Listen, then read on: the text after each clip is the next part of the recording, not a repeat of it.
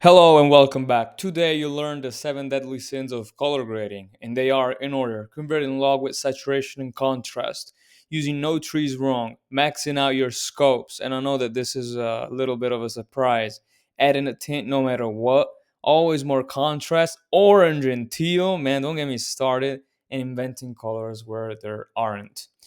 My name is Giuseppe. I started off as a broke videographer, but now I'm a colorist and I color grade for clients worldwide. And in the next 10 minutes, you will triple your ability to color grade. Now, let's get started. Converting log with saturation and contrast. So, this probably happens to you if you are a beginner. So, let's say that we have a log clip right here and we want to convert it, right? We want it to look normal because right now it's looking too flat. What some people might have told you to do is this: you basically go in like this, contrast, then you go like this, saturation, and voila, you've got your clip. Then we adjust maybe the gain and everything else. Now, this, while it doesn't look necessarily bad, it's not the correct way. The way you want to go about it is with a color space transform, which does basically a mathematical equation. I'll show you real quick. This does a mathematical equation. It converts the footage for you the right way. This is important because when you work with multiple cameras or when you want to get into film print emulation, you need a correct conversion. Okay, you can't always convert by eye. Let's say that you have five shots like this, okay, and they're all different things though in the same room with the same setup, but they're five different shots. You can't just go about it adding contrast and adjusting your saturation differently to each different clip without having different results. You really can't. It's not a precise way to go about it. It's not clean, okay? I want you to be working the proper way. And the proper way, which is even simpler, man. Don't mess with saturation. Like, how are you gonna go? Like, how do you expect to have a good match of what the image really was when your camera recorded that if you don't have a literal mathematical equation converting your footage for you? Why do you want to go through the trouble of matching it by eye? How do you know if what I did before was the right thing? But I know that this is what my camera really saw because I converted it using the color space transform. Second, using no trees wrong. Now, no trees are a pain in the ass most of the time if you don't understand them, okay? You've got different types of nodes first. So you've got the serial ones. As you can see, they are one, two, three, one after the other. Then you've got the ones that everybody likes to use to look cool. They're the parallel nodes, and you've got the layer nodes. Hold up, I don't want it to look this complex.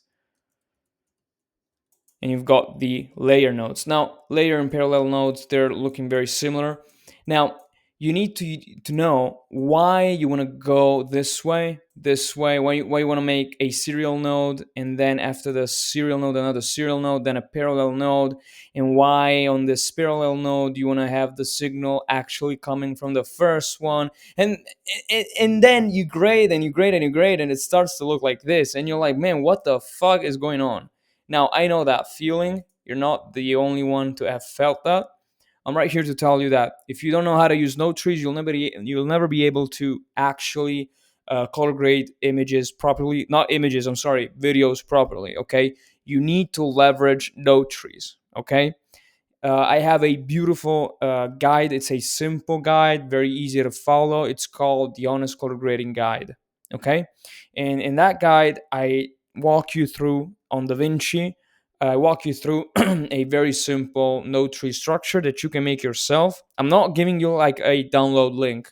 It's just like follow me, do it with me, learn how to do it. I tell you which button to hit to do what, basically, and I tell you why we're doing it. Okay, so go watch that guide right now if you don't know how to leverage node trees, because complex grades, you need to know how to leverage node trees, right?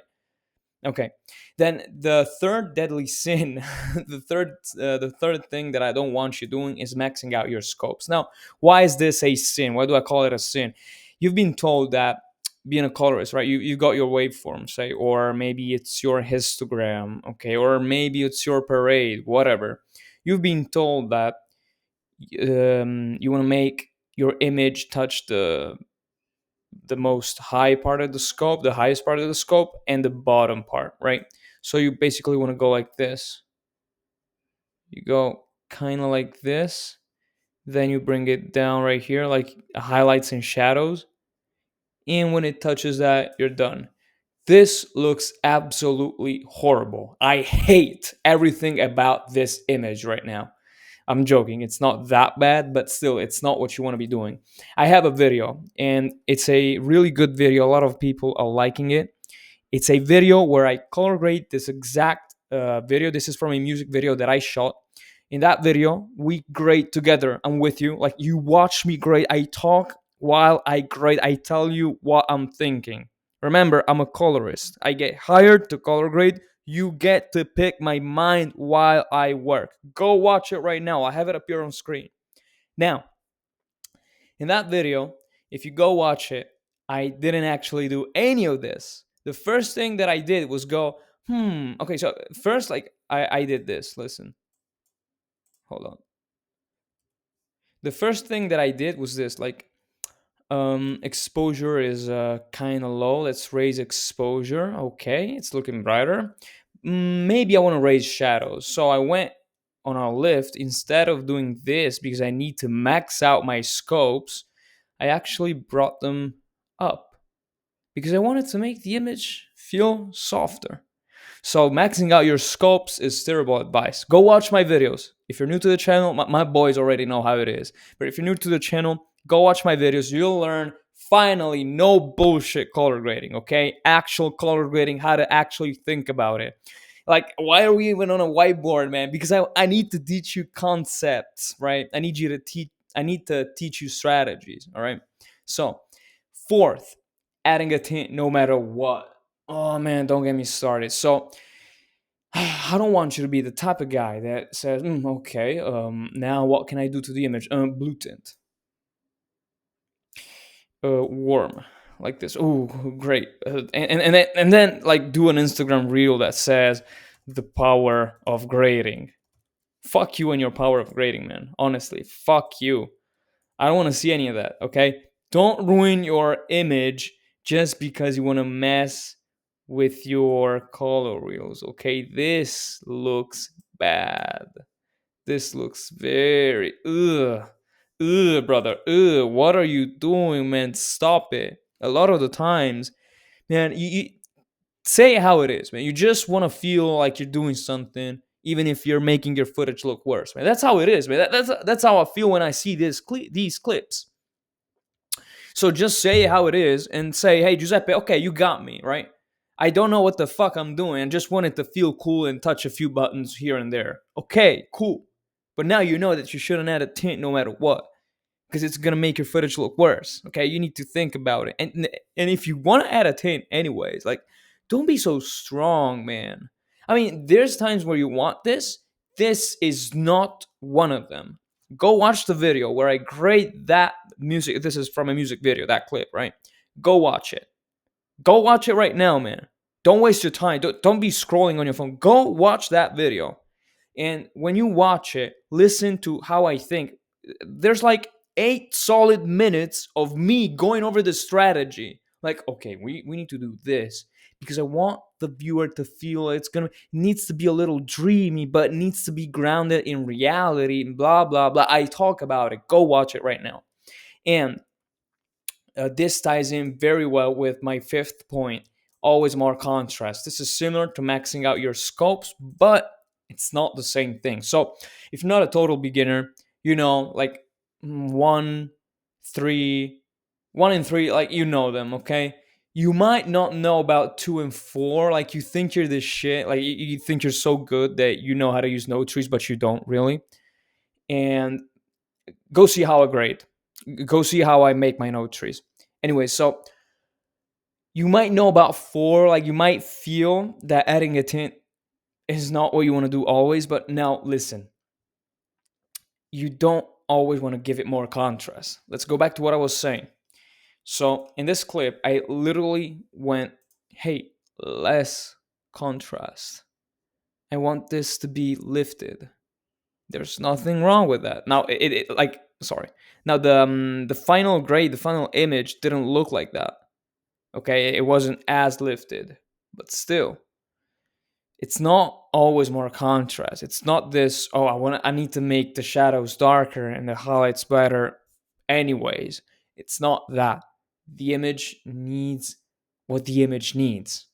Do you understand? Like, it's not a one button push and it fixes everything. Like, do you think that it was that if it were so simple, people would hire people like me? Like, why would I be a colorist if you can just add more contrast? Why would you hire me? Why? What makes me different from you? The fact that I know these things, and one of them is not always more contrast. So, go watch the videos where I grade. Look at how I grade. Go watch my honest color grading guide as well. Let's get to the 6 point actually. So, 6 point is orange and teal. Okay, so there's a tendency about making everything orange and teal. This looks this looks beautiful the way it is, right? We can work on it, we can make it even better. Now, a lot of people are going to push orange and teal onto you. There's different ways to go about it, but the most common way is lift towards blue, gain towards orange. They're going to push this bullshit onto you. You know you've seen it. I know you've seen it. We all know you've seen it. Now listen. Orange and teal can work. Okay? It's not really that bad. In this case, hold on. In this case, look at it. I prefer the original image actually. Yeah, I mean, the tint changes a little. This becomes a little orangey, yellowy, whatever. This gets greener. Okay, I don't really like it, man. I don't really like it. Now, orange and teal can work. The thing is, you don't have to be applying it to everything you do. I have videos, I have beautiful grades that are basically just orange and teal, but there's a reason why it got so popular, and the reason is it's easy to implement. It's an easy way to have color contrast in your image. If you don't know what color contrast is basically having an object of a color contrasting the object of a very different color. And when you have that, usually it's pleasing to the eye, basically. And when you have a boring image, like if your content does not look good, if what you shot doesn't look good, usually if you have orange and teal, it's like an easy fix. It's like you see all these YouTubers have blue lights behind them, like tungsten lighting on their face, because it's the cheapest way to get a good looking image. But it's gotten to the point that first, it's overused as fuck. Second, you do it like you want to do it so much to so many different types of footage that you actually start to overgrade everything that you shoot. Like, this image doesn't need orange and teal. To me, it starts to look very bad when we introduce orange and teal. I mean, I might be able to get this working, but still, it doesn't feel that good. It feels a little forced. Do you feel that? It feels cheap. That's what I'm trying to say. Okay, seventh, let's get to the real deal. Now, this is inventing colors where there aren't. Listen, this is a gem. Okay, let's get serious. I don't care who you are, you have never heard of this. Okay, we talked about orange and teal, contrast, max scopes, whatever. Now, there's a thing that everybody is struggling with. I see my students struggling with that. I see other colorists struggling with that. I see videographers like you struggling with that. What is it? It's a tendency to overgrade, and I talk about this in a lot of videos, but most importantly, it's wanting to invent colors where there aren't. Listen, color grading is an art, right? I don't want you to be following a set of rules and always do things like this and this needs to be done like this. I'm the first one. I'm telling you, like, break all these bullshit rules that you're being told, okay?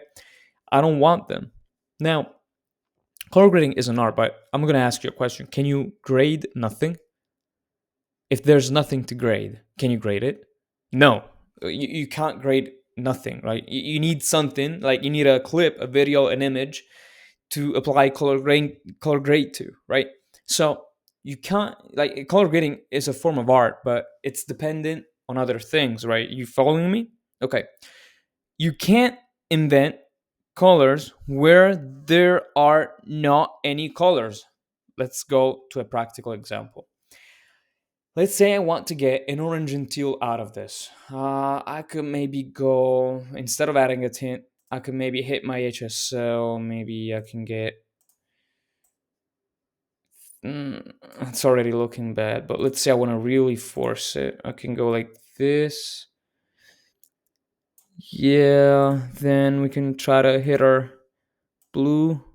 We don't have a lot of blue. Maybe parallel node. I don't really like it, man. I'm hating the way this looks, but let's go forward for the sake of it. Yeah, maybe you can get this. Okay. We have some color contrast basically, from her jeans and her arm. But do you see how unnatural this looks? This looks very weird to me. Again, go watch me grade. You need to develop an eye that can actually see these things. I know that this would feel unnatural because I have experience. To get experience, go watch me grade stuff, okay? So the tendency is that you want to invent colors where there aren't, okay? Let's say that you want this to look orange. How Explain to me how you're going to make this look orange without destroying your image. I mean, this is one way to make it look orange, right? But if I do this, if I push this much tint in my highlights, look at the way my image is looking now. So the tendency to overfixate on something and making it look a particular way, even when that color isn't even present in your footage, that's what actually destroying the way you grade. So it's tied with the orange and teal because you try to get a tint going. It's tied with the always more contrast because you want to chase that dramatic look no matter what. No matter what you shot, you want that dramatic look. It's tied to the adding a tint no matter what, maxing your scopes. It's tied to everything. Okay? You need to realize that grading is an art, but it's dependent on what you shot and how like other things were done, the way everything is lit and other things like that. Okay? These are the 7 things that I don't want you to ever do again. Okay, if you like this video, remember I'm Giuseppe. I'm a colorist. I grade full time. Um, if you stayed around for this long, I'll give you another quick tip.